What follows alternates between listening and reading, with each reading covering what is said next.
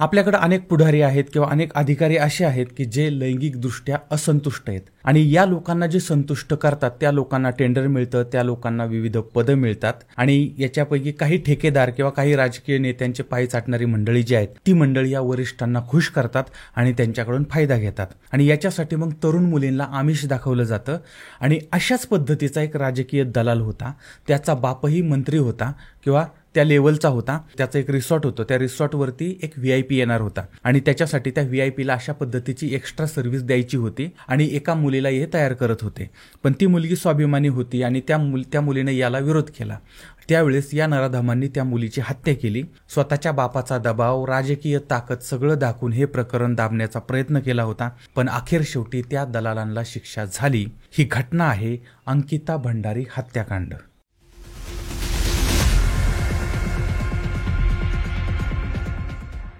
अंकिता भंडारी नावाची एक तरुणी आहे जी एका रिसॉर्टमध्ये नोकरी करत होती. सप्टेंबर 2022 अचानकपणे ती बेपत्ता होते. तिचा शोध घेतला जातो. नंतर आठवडाभरानंतर तिची बॉडी सापडते. तिच्या शरीरावरती जखमा होत्या. हत्येचा संशय निर्माण होतो. तपास होतो. 2 वर्ष तपास चालतो आणि यानंतर या सगळ्यांमध्ये हत्याकांडामध्ये मोठमोठे खुलासे होतात. आरोपी जो आहे तो बड्या बापाचा बेटा होता. राजकारण येतं आणि शेवटी न्यायाच्या प्रतीक्षेत असणाऱ्या या तरुणीला न्याय मिळतो 2 वर्षांनी. उत्तराखंड या ठिकाणचं पौरी गढवाल हा भाग आहे. त्या भागातील डोब, श्रीकोट या परिसरामध्ये एक सामान्य परिवार राहत होता. त्या परिवारामध्ये जन्मलेली अंकिता भंडारी हिने 12वीपर्यंत शिक्षण त्या भागामध्ये घेतलं आणि त्याच्यानंतर ती डेहराडूनला हॉटेल मॅनेजमेंटसाठी आली. 6 महिन्याचा तिनं कोर्स केला आणि घरची परिस्थिती तिची सर्वसामान्य होती, गरिबीची होती आणि त्याच्यामुळे नोकरीसाठी ती घराच्या बाहेर पडली. 28 ऑगस्ट 2022 उत्तराखंडमधील ऋषिकेश या ठिकाणचं पौडी या ठिकाणचं यमकेश्वर या ठिकाणी असणारं वनंतरा नावाचं रिसॉर्ट होतं. त्या रिसॉर्टमध्ये तिनं रिसेप्शनिस्ट म्हणून काम करायला सुरुवात केली. आता या रिसॉर्टचा मालक होता पुलकित आर्य. पुलकित आर्य हा भारतीय जनता पार्टीचा तात्कालिक नेता, त्याचं नाव आहे विनोद आर्य, याचा मुलगा होता आणि आर्य जो आहे तो भारतीय जनता पक्षाच्या OBC मोर्चाचा राष्ट्रीय कार्यकारिणीचा सदस्य आणि उत्तर प्रदेशमधील सहप्रभारी म्हणूनही जबाबदारी होती. आणि पुलकितचा भाऊ जो आहे अंकित आर्य हा उत्तराखंड या ठिकाणचं OBC कल्याण आयोग आहे त्याच्या उपाध्यक्ष पदावरती होता आणि राज्यमंत्री पदाचा दर्जा होता. अशा पद्धतीनं एक राजकीय दृष्ट्या मोठा असणारा बाप आणि भाऊ, त्यांचा हा सुपुत्र. त्याच्याबरोबर ह्याचे 2 साथीदार होते. एक होता म्हणजे त्यानं काय केलं तर त्याच्या मित्रांनाच त्या रिसॉर्टचं व्यवस्थापन करायला ठेवलेलं होतं. एक होता अंकित गुप्ता आणि दुसरा होता सौरभ भास्कर. आणि हे सगळे दलाल कॅटेगरीमधले होते. दलाल कॅटेगरी म्हणजे मोठमोठ्या पुराड्यांना बोलवायचं, त्यांना पुरी पुरवायच्या आणि आपल्याला जे पाहिजे ते मिळवायचं, म्हणजे टेंडर मिळवायचं किंवा पदं मिळवायची. अशा पद्धतीनं ह्या दलाल कॅटेगरीतला होता. आता इकडं अंकिताची नोकरी त्याच रिसॉर्टमध्ये सुरू झालेली होती आणि याच काळामध्ये तिची मैत्री जी आहे ती पुष्पदीप कुमार नावाच्या एका तरुणाबरोबर झालेली होती. ऑनलाईन त्यांची भेट झाली होती आणि त्यांच्यामध्ये प्रेमसंबंध निर्माण झाले होते. आता 18 सप्टेंबर 2022 अंकिताशी बोलण्यासाठी तिच्या आईवडिलांनी फोन केलेला होता आणि अंकितानं काय फोन उचलला नव्हता किंवा त्याला उत्तर दिलेलं नव्हतं. अंकिताचा फोन बंद होता. नंतर पुन्हा फोन केला.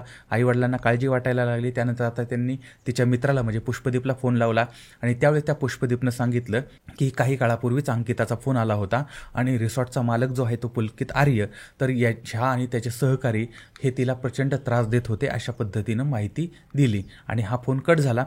आणि त्याच्यानंतर मग अंकिता परत आईवडिलांनी फोन लावला, तिच्या मित्रांनी फोन लावला, पण काय फोन लागला नाही. त्यानंतर मग ह्या पुष्पनं रिसॉर्टवरती फोन लावला होता, पण कर्मचाऱ्यांनी सुद्धा नीट उत्तरं दिली नाही. आता हा सगळा प्रकार पाहिल्यानंतर मग अंकिता नक्की कुठं गेली होती, तिच्याबद्दल काय भयंकर तर घडलेलं नाही ना, आणि त्याच्यामुळे ते सगळे काळजीमध्ये पडले. आणि त्यानंतर मग अंकिता भंडारीच्या आईवडिलांनी महसूल पोलीस ठाण्यामध्ये अंकिता बेपत्ता झाल्याची तक्रार नोंदवली होती.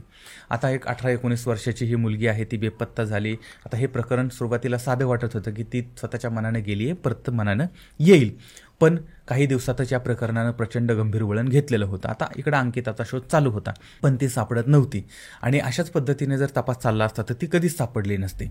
अंकिता बेपत्ता झाली याची तक्रार दाखल झालेली होती, पण कारवाई मात्र काहीच होत नव्हती. त्याच्यानंतर ज्यावेळेस हे प्रकरण बाहेर गेलं की एक तरुणी बेपत्ता होते आणि काहीच कारवाई होत नाही, त्यानंतर मग थोडंफार दाखवण्यापुरता तपास सुरू झालेला होता. आणि रिसॉर्टमध्ये होणारा छळ होता आणि त्याच्यामुळे ती गायब झाली असं तिच्या मित्रानं पोलिसांना सांगितलं होतं. आणि त्याच्यामुळे आता पोलिसांनी मग त्या रिसॉर्टचा मालक जो आहे तर त्या मालकावरती कारवाई करायला सुरुवात केली. आणि तो स्पेशल सर्व्हिस देत होता, द्यायची होती म्हणून तो त्या मुलीवर दबाव आणत होता आणि त्याच्यामुळे ती गायब झालेली आहे असं कळल्यानंतर मग त्या पुलकितला वगैरे पोलिसांनी विचारायला सुरुवात केली होती. पण पुलकितनं पण गेम केली होती, त्यानं सुद्धा ही मुलगी गायब झाली म्हणून FIR दाखल केलेली होती, पण त्या मुलीचा कुठेही तपास नव्हता. आता काही दिवसानंतर ऋषिकेशमधील चिल्ला कालवा आहे त्या ठिकाणी ह्या अंकिताचा मृतदेह सापडलेला होता.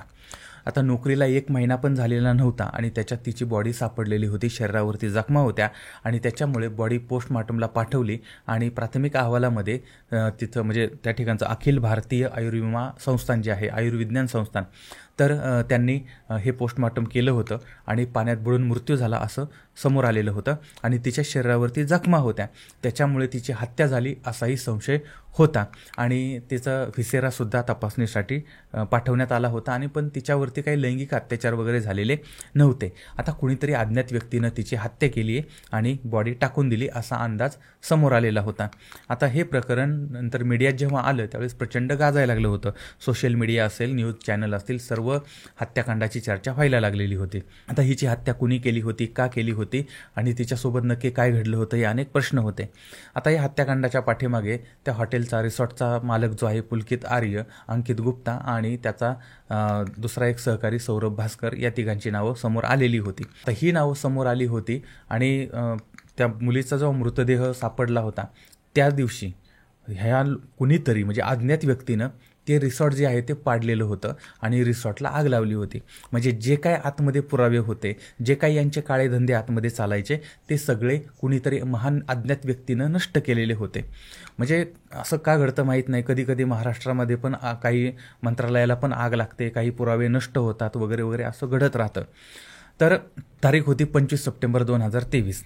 आता अंकितावरती तिच्या कुटुंबियांनी श्रीनगरमधील NIT घाट या ठिकाणी अंत्यसंस्कार केले होते. आता हे प्रकरण लक्ष्मण झुला पोलिसांकडे वर्ग करण्यात आलं होतं, पण तपासावरती मोठं प्रश्नचिन्ह होतं. आता यातील प्रमुख होता तो पुलकित आर्य, त्यानंतर अंकित आणि सौरभ.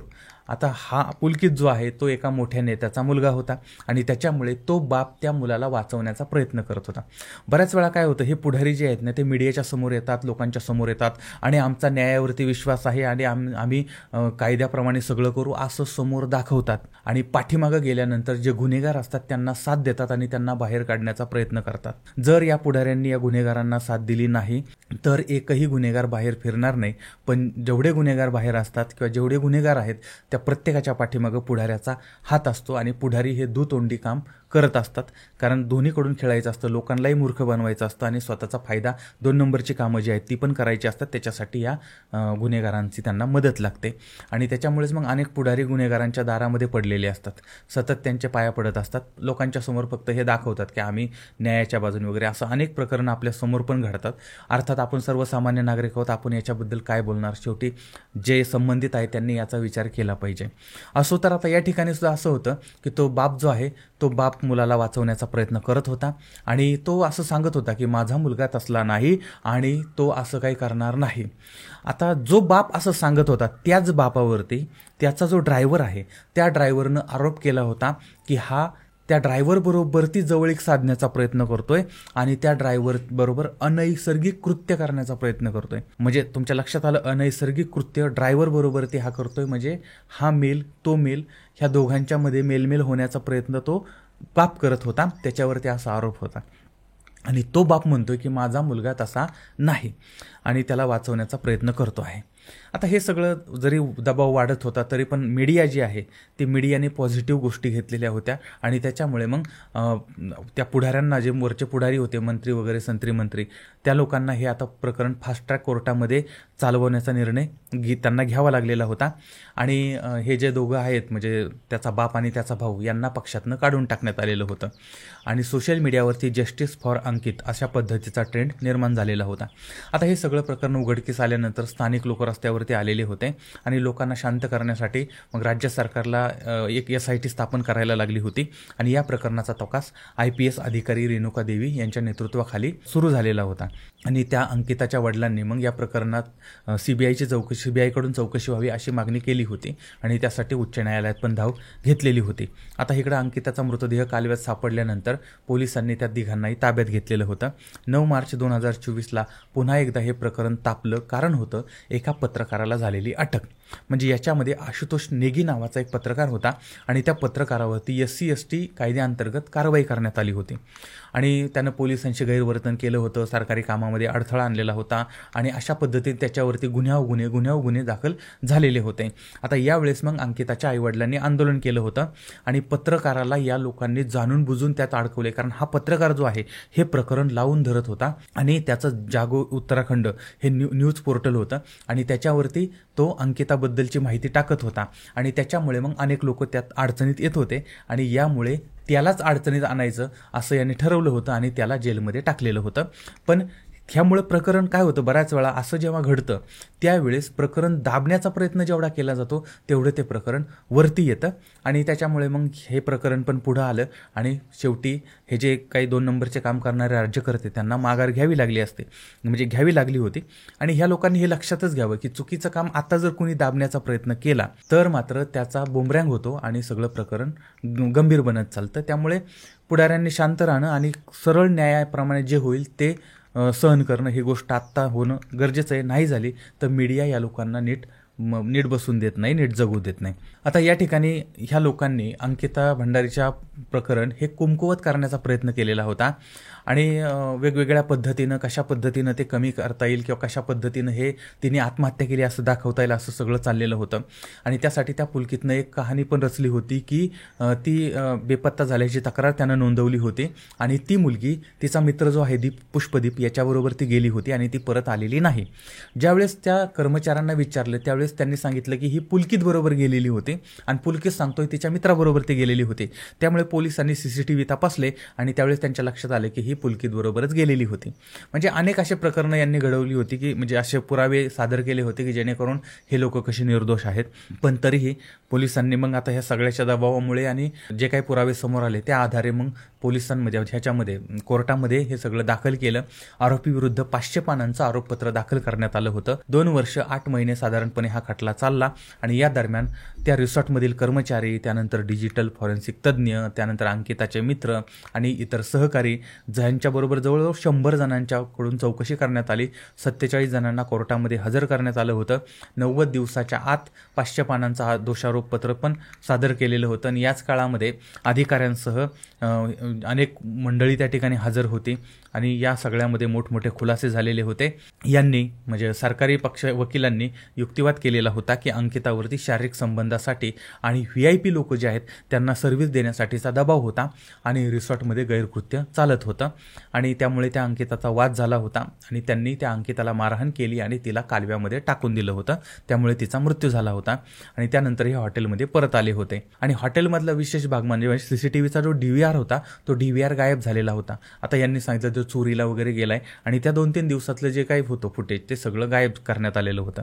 आता या सगळ्या प्रकरणात किती जरी काय केलं तरी शेवटी न्यायालय जे आहे ते समोर जे पुरावे येतात त्या आधारे न्याय देतं आणि त्यामुळे आजही आपल्या लोकांना कुठं जरी न्याय मिळाला नाही तरी पण तो कोर्टामध्ये न्याय मिळतो आणि त्यामुळे पुलकित आर्यवरती IPC कलम 302 खून, 201 पुरावे नष्ट करणे आणि 354A लैंगिक छळ आणि अनैतिक वाहतूक प्रतिबंधक कायद्याअंतर्गत गंभीर गुन्हे त्याच्यावर दाखल करण्यात आले आणि इतर दोघांना त्या हत्येमध्ये मदत करणं आणि अनैतिक कृत्यामध्ये सहभागी अशा पद्धतीचे आरोप ठेवण्यात आले होते आणि न्यायालयाने यांना दोषी ठरवले आणि कोटेद्वार या ठिकाणचा अतिरिक्त जिल्हा आणि सत्र न्यायालय आहे त्यांनी शिक्षा जाहीर केली.